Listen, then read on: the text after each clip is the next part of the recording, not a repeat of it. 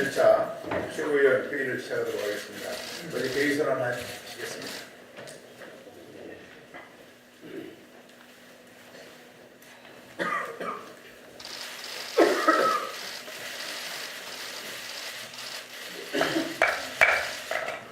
국민의회가 있겠습니다. 자리에 선정해 주십시오. 국회에 대하여 경례. 바로 모두 자리에 앉으십시오. 전 대표님의 모두 발언이 있으시겠습니다. 예, 지난주 경제사령탑의 교체가 있었는데요. 이번 주 시작하면서 이 정부의 경제정책의 대전환을 촉구합니다. 특히 불평등 정책의 전환을 촉구하면서 우려를 표시하고자 합니다. 소득주도 성장의 효과는 나타나지 않고 있습니다. 소득주도 성장이 겨냥하는 것은 소득의 불평등을 줄이겠다는 것인데 오히려 소득의 양극화, 불평등은 더 심화되어 왔습니다. 더 큰 것은 소득 불평등이 전체 불평등의 30%라고 하면 자산 불평등, 땅과 집의 불평등은 70% 몫을 차지합니다. 이 자산 불평등이 문재인 정부 출범 18개월 동안 무려 땅값, 집값이 1,000조 원이 올랐습니다. 1,000조 원이. 거품 1,000조. 5천만 국민이 가계저축 1년에 최대 50조 합니다. 50조. 땀 흘려서 벌고 저축한 액수가 50조인데 땀 한 방울 흘리지 않고 불로소득이 1년 반 사이에 1,000조가 생겼습니다. 그 중심에 이번에 정책실장이 된 김수현 전 수석이 있습니다. 그리고 참여정부 부동산 폭등의 그 아픈 기억의 중심에 김수현 정책실장이 있습니다. 그랬기 때문에 이정우 전 정책실장이 부적합한 인사다라고 말했다고 저는 봅니다. 따라서 정책실장, 청와대 비서는 대통령의 인사 고유 권한입니다만 그러나 김수현 정책실장 등장으로 과거의 악몽이 되풀이돼서는 안 된다 하는 점을 분명히 적시하고자 합니다. 참여정부 때 부동산 폭등에 대한 책임을 인정할 것, 그리고 지난 1년 반 사이에 1,000조 원이 오른 서울에서만 아파트값, 단독주택값이 500조 올랐고 전국 합치면 1,000조의 거품이 생겼습니다. 청년은 절망하고 집 없는 서민은 절망합니다. 땅 없는 대다수의 우리 국민 또한 절망합니다. 이 현실을 직시하고 과거 부동산 정책을 경기 부양 수단으로 치부해온 이명박 정권, 경제 성장률 지킴이 수단으로 치부해온 박근혜 정권을 답습할 것이 아니라 정책의 대전환, 불평등 정책에서 자산 불평등을 키워온 지난 1년 반의 실패를 살펴보고 정책의 대전환을 촉구하는 것입니다. 이상입니다. 장병원 대표님. 네, 저도 주말에 이루어진 경제팀 경질에 관한 좀 언급을 하겠습니다. 날로 나빠지는 경제지표, 경제진내의 그동안 불협감을 감안할 때 다소 늦은 감이 있다고 생각합니다. 중요한 것은 단순한 사람의 교체가 아니라 제대로 된 인사의 교체고 잘못된 정책에 대한 반성으로부터 의미를 찾아야 한다는 것입니다. 특히 경제 전문가가 아닐 뿐만 아니라 과거 정책 실패에서 자유롭지 못한 정책실장 임명은 문제가 있습니다. 새로운 경제팀의 핵심 과제는 역시 어려운 경제 회복에 있습니다. 지금처럼 경제가 어려운 때가 아니라도 정부 정책의 대부분은 경제 문제인데 비전문가의 기용은 하지 않아도 될 실험이고 급변하는 경제 상황에 적절하게 대응할 수 있을지도 우려가 됩니다. 또한 대통령과 오랫동안 호흡을 맞춰온 실세 정책실장 임명으로 정책실이 단순히 대통령의 조언하는 역할을 뛰어넘어서 실질적인 경제사령탑으로 기능하지 않았다 오래됩니다. 이런 점에서 새로운 경제팀에게 세 가지를 좀 당부하고자 합니다. 첫째, 경제사령탑은 경제부총리라는 것을 확실히 해야만 합니다. 과거 투톱을 강조하던 정부가 이제는 원팀을 이야기합니다. 하지만 확실한 것은 투톱이냐 원톱이냐의 영어 문제가 아니라 대통령이 부총리에게 힘을 실어주느냐의 여부에 달려있다는 점을 명심해야 합니다. 둘째로 경제 회복을 위해서는 현실의 이 어려운 경제를 인정하는 것이 시작입니다. 올해 지난 9월까지 제조업 평균 가동률이 72.8%에 그쳤습니다. 외환위기 당시인 1998년에 66.8% 이후 가장 낮은 수준입니다. IMF와 KDI가 올해와 내년 경제성장 전망을 하향 조정한 데 이어서 무디스도 올해와 내년의 한국 경제 성장을 2.5%와 2.3%로 낮춰 전망했습니다. 이런 상황에도 정부는 위기라는 단어 자체에 굉장히 거부감을 보이고 있습니다. 위기라고 인식을 하고 인정을 해야 해법도 내놓을 수 있는 것입니다. 자존심 때문에 경제 위기 대책이 실기를 하지 않기를 바랍니다. 셋째로 정부의 정책의 목표는 정권이 지향하는 이념의 실현이 아닌 국민을 편안하게 해주는 것이어야 합니다. 아무리 정부의 포용적 성장 정책 방향이 맞더라도 시장이 감내할 수 없는 속도로 가서는 안 되고 최저임금 등의 정책 수단은 시장 원리에 부합해야 한다는 점을 명심하기 바랍니다. 끝으로 다시 예결위 소위 구성 문제에 대해서 언급을 하겠습니다. 18대 국회까지는 소위 구성 인원이 15명이 아니고 그 전에는 7명부터 쭉 시작해서 이렇게 늘어났습니다. 그런데 11명이나 이렇게 13명의 위원으로 여기를 소위 구성할 때에도 비교섭단체를 꼭 포함을 시켰었습니다. 현재 비교섭단체 의원 28명이나 되는데 28명의 의사를 결집하는 비교섭단체를 예결위 소위에 포함시키지 않는 것은 국회의 비례성의 원칙에 맞지 않습니다. 오늘 국회의장과 함께하는 교섭단체 원내대표 회동들에서 반드시 국회의장께서 이런 점을 원내대표를 주지시켜서 비교섭단체가 포함된 예결위 소위 구성을 마무리 지어주실 간절히 바랍니다. 이상입니다. 네, 다음은 유승엽 최고위원님 발언드리겠습니다.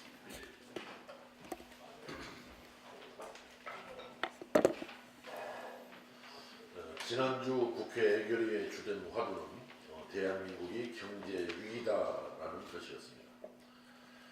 정부 여당은 경제 위기가 아니다라고 하고 한국당과 바른미래당은 경제 위기다라고 서로 주장을 굽히지 않았습니다. 국민들 보기에 참으로 부끄럽기 그지없습니다. 지금 그렇게 태평한 소리 하고 있을 때가 아니라고 생각합니다. 한국은행에 이어 KDI까지 경제 성장률을 하향 조정했습니다. 세계 3대 신용평가사인 무디스는 정말 안타깝게도 금년도는 2.5%, 내년도 경제 성장률은 2.3%로 예상을 하고 있습니다. 현재 고용은 최악이고 소비는 위축되었습니다. 외국인 투자가 빠져나가서 금리 인상을 해야 하는데 정작 가계부채 문제 때문에 하지를 못하고 있는, 이러지도 저러지도 못하는 매우 난감한 그런 상황입니다. 상황이 이런데도 위기가 아니라는 여당도 문제고, 이 와중에 내 탓인 것부터 인정하라는 야당도 문제입니다. 사실 이명박 박근혜 정부는 국정을 농단하며 적폐를 쌓으면서 경제까지 망친 정부들입니다. 정부 여당을 지적하기에 앞서서 자신들의 경제정책 실패부터 인정하고 이실 직고해야 할 것입니다. 그럴 시간에 일단 경제부터 살려야 합니다. 이명박 박근혜 문재인 정부로 이어지는 경제정책 실패를 인정하고 경제난의 원인을 찾아서 정책 처방을 내놓아야 할 것입니다. 이런 측면에서 뒤늦게라도 정부가 경제살인탑을 교체하는 것은 다행이라고 생각합니다. 그런데 청와대는 사람은 교체하였으나 정책 기조는 변함이 없을 것이라고 합니다. 축구팀 감독이 바뀌었는데 전략 전술은 그대로라면 도대체 감독은 왜 바꾼 것입니까? 도저히 이해할 수가 없는 일입니다. 이제 성적표가 나왔으면 인정을 해야 할 때입니다. 통계청장 바꿔서 성적표 잠깐 고친다고 해도 부모님과 국민들은 다 알고 있습니다. 이제 시간이 없습니다. 망친 중간고사 연연하지 말고 기말고사를 대비해야 합니다.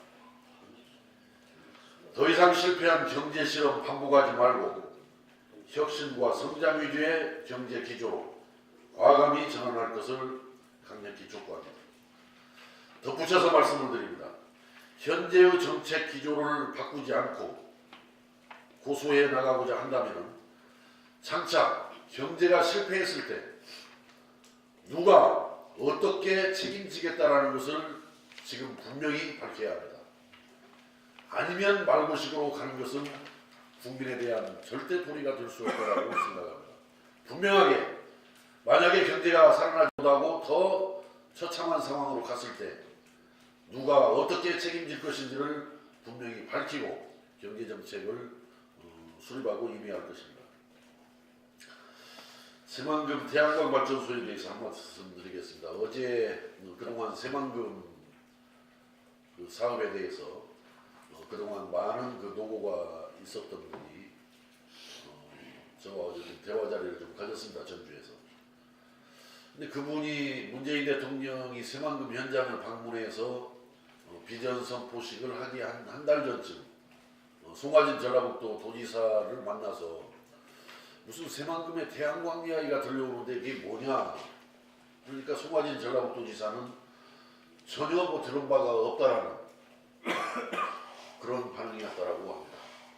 그렇다면 지난번 여야정 협의체에서 문재인 대통령께서 새만금 태양광 발전소는 전라북도와 새만금청이 요구해서 한 것이다라고 이렇게 답변을 한 것으로 장병환 원내대표님으로부터 들었습니다만 뭐 이게 누군가는 지금 거짓말을 하는 것입니다. 송화진 전라북도 도지사가 거짓말을 하든지 아니면 문재인 대통령께서 거짓말을 하든지 이건 청문회라고 해서 밝혀야 할 사항이다 이렇게 말씀을 드립니다. 이상입니다. 네, 다음 민영선 최고위원 발언해 주시겠습니다. 네, 저도 청와대 국정운영과 어떤 우리 당의 어떤 원내 전략이랄까 이에 대한 건의 말씀을 좀 말씀드리고자 합니다. 저는 지난 주말에 그 농촌 농업 경제정책의 원로 전문가이신 김성훈 전 농림부 장관의 인터뷰에서 문재인 정부의 농업정책, 경제정책은 싹수가 노랗다라고 비판하는 것을 보았습니다. 2013년 수준으로 정상화되어가고 있는 쌀값을 앙등이라고 규정하고 정부 보유미 수만 톤을 그것도 추수기에 방출하는 이 정부의 정책은 농민과 농민소득을 손톱만큼도 생각하지 않는 농정의 낙제적 정부라고 비판을 했습니다.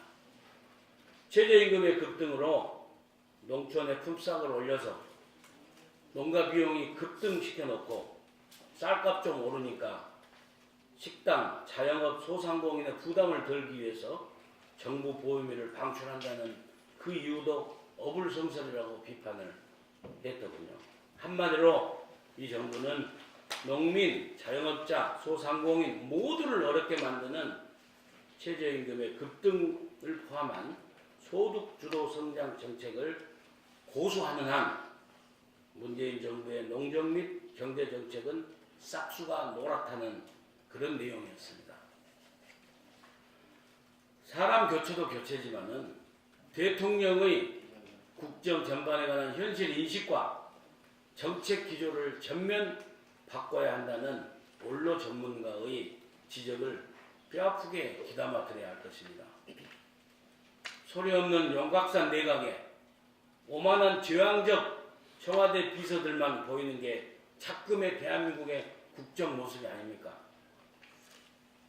얼마나 청와대가 오만하기에 청와대 경호처 5급 직원이 만취해서 민간인에게 폭행을 하고 내가 누군 줄 아냐는 이런 오만 방조한 태도를 보이고 문체부의 국민연금 개혁안과 관련해서 청와대가 무슨 근거로 문체부 5급 공무원들의 핸드폰을 압수해서 수색을 하고 민정수석은 사법행정까지 관여하는 듯한 발언을 하고 비서실장은 장관을 대동해서 선글라스 끼고 군복 입고 전방 시찰하고 대통령은 안 보입니다. 정말 가선거초 온선거가 아니라 비선거초 온선거입니다. 비서들의 목소리가 높은 곳에 국민의 원성이 높아지고 있는 거 아닙니까? 그 비서들이 얄팍한 계략과 정치적 책략에는 능수능란한지 몰라도 우리 대한민국의 100년 대계를 생각하고 국정 운영을 하고 있다는 신뢰는 주지 못하고 있다고 봅니다. 탈원전 정책도 마찬가지입니다. 탈원전 정책으로 신재생 에너지 정책을 과도하게 밀어붙이면서 30년간 기다려온 새만금을 희생양으로 삼아서 얄팍하게 호남 민심을 달래보려는 꼼수나 부리는 것이 지금 비서들의 행태가 아니고 무엇입니까? 이제 정말 농민, 어민, 소상공인, 자영업자, 서민경제, 골목상권 등골 빠지게 하는 소득주도 성장 정책의 어두운 그림자를 과감하게 걷어낼 수 있는 실용적인 인재들을 대거 등용하고 문재인 정부의 성공을 바라는 개혁 세력의 연대와 협치에 나서야 할 시점이라고 생각합니다. 그리고 그 협치의 개혁연대 협치의 시작점은 바로 국회에서의 정치개혁, 민생 그대로 선거제도 개혁에 여당이 적극 나설 수 있도록 청와대와 대통령이 의지를 표명하고 힘을 실어주는 것이라고 생각합니다. 연말까지 민심 그대로 선거제도 개혁이 완성될 수 있도록 청와대와 대통령께서 적극 나설 것을 강력하게 촉구합니다. 그리고 당의 대표님과 원내대표님께도 건의 말씀 올립니다. 시간이 없습니다. 우리의 정치개혁의 근본인 선거제도 개혁에 담보되지 않으면 정말 예상국회를 볼모를 해서라도 하는 강경한 원내 전략과 지략을 보여주실 것을 건의드립니다. 그리고 아까 말씀드린 청와대에서 핸드폰을 압수하는 것은 문체부가 아니라 복지부임을 수정합니다. 이상입니다. 네. 서준이 참여해 주셨습니다. 네. 우리 박주현 수석대변인 발언해주시겠습니다.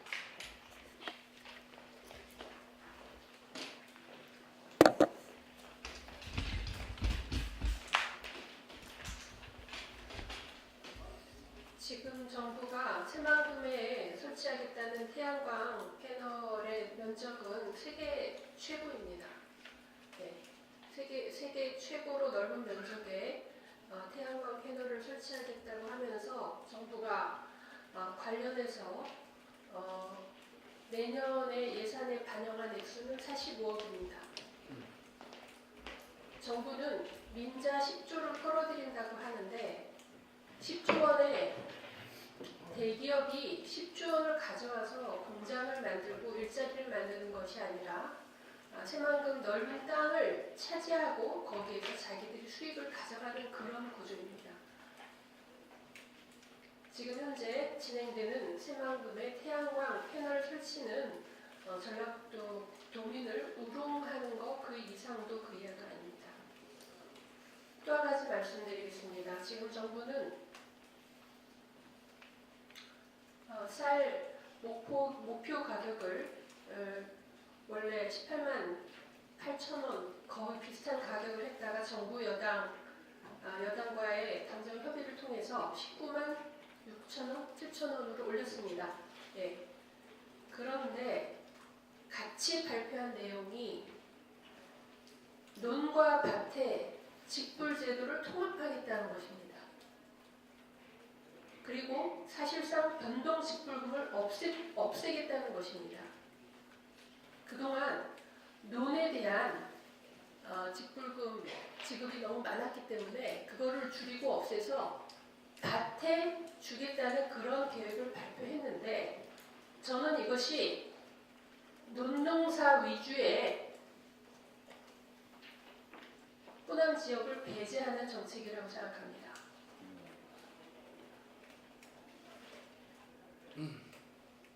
지금 논과 밭의 생태적 가치가 확연히 다릅니다.